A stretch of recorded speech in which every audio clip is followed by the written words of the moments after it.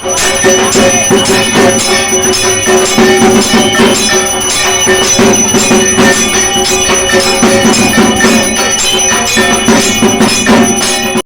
সুন্দরভাবে বড় ঠাকুরের পুজোটা হয়ে গেল, তোমরা দেখলে।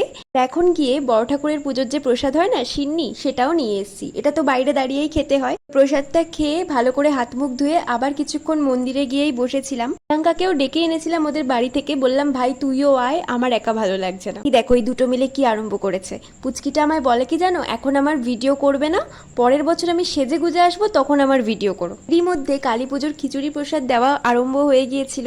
তো প্রসাদগুলো নিয়ে এলাম। আমি না যে কোনো প্রসাদ খেতেই খুবই ভালোবাসি। ভোগের খিচুড়ির একটা অন্যরকম গন্ধ থাকে। সবাই মিলে এই প্রসাদটা খেয়ে নিলাম।